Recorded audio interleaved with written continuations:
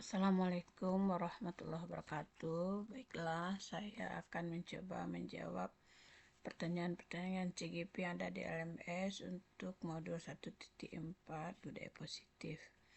Bapak Ibu, pertanyaan yang pertama adalah menggerakkan orang lain untuk mengikuti apa yang kita inginkan adalah hal yang tidak mudah untuk dilakukan, terutama pada suatu penyelesaian masalah. Tidak semua sepaham mengenai cara yang bijak dalam penyelesaian masalah yang ada pada peserta didik.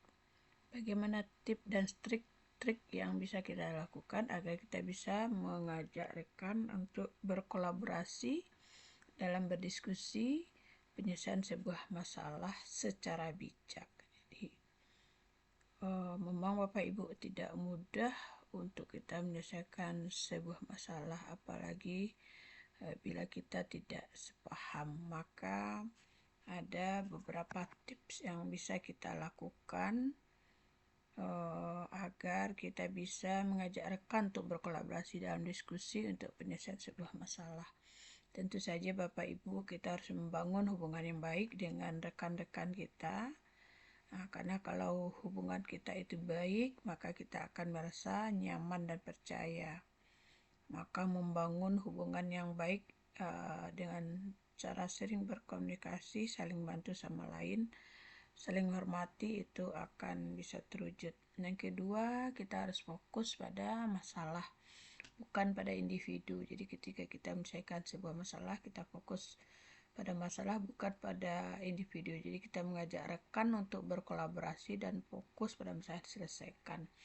Yang ketiga, triknya adalah mendengarkan pendapat rekan dengan seksama. Jangan langsung menolak pendapat rekan Anda. Jika rekan kita tidak setuju dengan pendapat mereka dan dengan seksama, dan cobalah Bapak Ibu memahami dari sudut pandang mereka. Lalu tawarkanlah solusi yang win-win ya Bapak Ibu ya. Usahakan untuk menemukan solusi yang bisa diterima oleh semua pihak. Nah, hal ini bisa dilakukan dengan negosiasi dan kompromi. Kemudian berikan apresiasi kepada rekan Bapak Ibu. Ketika rekan memberikan kontribusi, beri mereka apresiasi sehingga membuat mereka merasa dihargai dan merasa memotivasi untuk berkontribusi. Berikut beberapa contoh trik yang tersebut yang dapat menyelesaikan masalah. Bapak Ibu bisa memulai diskusi dengan menanyakan pendapat mereka tentang masalah yang ingin diselesaikan. Nah, ini menunjukkan bahwa Bapak Ibu menghargai mereka. Jadi tanyakan dulu pendapat mereka. Jika Bapak Ibu tidak setuju, jangan langsung menolaknya, tapi coba berikan alasan-alasan kenapa Bapak Ibu tidak setuju. Kemudian tawarkan solusi-solusi alternatif. Jika rekan memberikan solusi yang tidak sesuai dengan harapan Bapak Ibu, maka carilah jalan tengah yang diterima oleh semua pihak. Setelah masalah terselesaikan, jangan lupa memberi apresiasi kepada rekan-rekan Bapak Ibu untuk membuat mereka merasa dihargai dan termotivasi untuk berkolaborasi dengan Bapak Ibu. Kemudian yang kedua, manakah di antara posisi kontrol yang paling tepat untuk guru penggerak? Bapak Ibu, dari 5 posisi kontrol, menurut pendapat saya posisi kontrol yang tepat untuk guru penggerak adalah posisi sebagai manajer. Karena posisi sebagai manajer adalah posisi kontrol yang berfokus pada pembimbingan dan pengembangan murid. Jadi guru penggerak itu sebenarnya perlu membimbing dan mengembangkan murid untuk menjadi pribadi yang mandiri, bertanggung jawab, dan berkarakter. Sementara posisi-posisi lain seperti penghukum, pembuat merasa bersalah, itu tidak digunakan terlalu, jangan digunakan Bapak Ibu sebaiknya, karena akan berdampak negatif pada psikologis murid Bapak Ibu. Kemudian bagaimana penerapan posisi manajer itu Bapak Ibu guru penggerak, calon guru penggerak? Bapak Ibu harus melatih murid menyelesaikan masalahnya sendiri, memberikan umpan balik yang konstruktif kepada murid, membantu murid mengembangkan rencana belajarnya, kemudian bekerja sama dengan murid untuk menciptakan lingkungan belajar yang positif. Nah, dengan menerapkan posisi kontrol manajer ini, Bapak Ibu akan dapat menciptakan lingkungan belajar yang kondusif, mendorong murid untuk berkembang secara optimal. Yang ketiga, apakah budaya positif yang sudah guru terapkan akan bisa 100% mengubah perilaku dan sikap anak? Bapak Ibu, perubahan perilaku dan sikap anak itu adalah proses yang sangat kompleks dan membutuhkan waktu yang lama. Budaya positif dapat menjadi salah satu faktor yang mendorong perubahan perilaku dan sikap anak.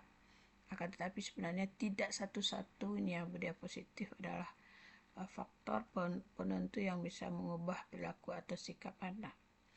Maka faktor lain Bapak Ibu juga bisa dari genetik, di mana yang cenderung agresif dan pemarah mungkin akan lebih sulit bagi Bapak Ibu untuk mengubah perilakunya. Atau faktor lingkungan keluarga, lingkungan sosial juga dapat berpengaruh terhadap perilaku dan sikap anak. Ya, anak yang tumbuh di lingkungan yang penuh kekerasan dan konflik mungkin akan lebih sulit untuk belajar mengendalikan emosinya. Dan faktor pengalaman Bapak Ibu, pengalaman yang pernah dialami anak, trauma, kekerasan, itu akan sulit untuk percaya, anak-anak itu percaya kepada orang lain, dan dia sulit untuk membangun hubungan positif dengan orang lain. Oleh karena itu Bapak Ibu, kita guru perlu bekerja sama dengan orang tua, pihak-pihak terkait untuk menciptakan lingkungan yang mendukung perubahan perilaku dan sikap anak. Budaya positif dapat menjadi salah satu pilar penting dalam menciptakan lingkungan yang mendukung perubahan perilaku dan sikap anak. Jadi Bapak Ibu, mulailah dari hal yang kecil. Jangan berharap budaya positif akan mengubah perilaku dan sikap anak secara instan. Jadi mulailah dengan hal kecil, di mana Bapak Ibu bisa menerima anak. Bapak Ibu selalu mengajarkan nilai-nilai positif, kejujuran, saling hormati, dan kerjasama. Bapak Ibu harus jadi contoh teladan yang baik, karena guru perlu memberikan contoh dan teladan baik dalam berperilaku positif, sehingga karena guru adalah yang digugu dan ditiru oleh anak. Kerjasama dengan orang tua adalah orang yang paling dekat dengan anak, oleh karena itu penting untuk bekerjasama dengan orang tua dengan menerapkan budaya positif. Yang keempat, hampir semua siswa laki-laki di sekolah tidak nyaman menggunakan baju yang harus masuk ke dalam celana. Apakah ini wajar saja? Sekalipun peraturan sekolah menginginkan anak berpakaian yang rapih, kebanyakan guru pun sudah mulai malas menegur anak. Jika yang sudah tegur siswa saja merapikan baju, kembali dikeluarkan dari celana. Apakah dibiarkan saja selagi perilaku anak masih dalam kewajaran, dalam kurung tetap sopan dan tidak mengganggu temannya? Bapak Ibu, untuk pertanyaan nomor 4 ini, menurut saya jika masih dalam tahap kewajaran, tetap sopan dan tidak mengganggu temannya, mungkin itu tidak masalah atau dibiarkan, tapi penting bagi Bapak Ibu untuk memberi penjelasan kepada siswa tersebut bahwa pentingnya hidup rapi. Dan terakhir, apakah sudah ada penelitian mengenai keefektivitasan segitiga restitusi? Bapak Ibu, dari literatur yang saya baca itu sudah ada, yaitu seperti yang dilakukan oleh University of California, yang menemukan bahwa anak memperbaiki hubungan yang rusak atau menjadi konflik ini dibaginya menjadi 2 kelompok, kemudian menggunakan segitiga restitusi untuk menyelesaikan masalahnya. Hasilnya konfliknya anak-anak lebih puas Bapak Ibu. Kemudian anak-anak cenderung untuk berbaikinya. Kemudian penelitian dari Universitas of Minnesota yang menemukan bahwa segitiga restitusi dapat membantu anak untuk belajar bertanggung jawab atas tindakan. Penelitian ini melibatkan 120 anak yang berusia 8 sampai 12 tahun. Anak ini juga dibagi atas 2 kelompok. Kemudian hasil penelitiannya menyelesaikan perilaku agresif menggunakan restitusi lebih cenderung untuk memahami konsekuensi tindakan mereka dan lebih cenderung untuk menghindari agresif masa depan. Jadi berdasarkan penelitian Bapak Ibu dapat disimpulkan segitiga restitusi dapat menjadi metode yang efektif menyelesaikan konflik antara anak-anak dan membantu anak-anak belajar bertanggung jawab atas tindakan mereka. Terima kasih Bapak Ibu, itulah jawaban dari saya. Assalamualaikum warahmatullahi wabarakatuh.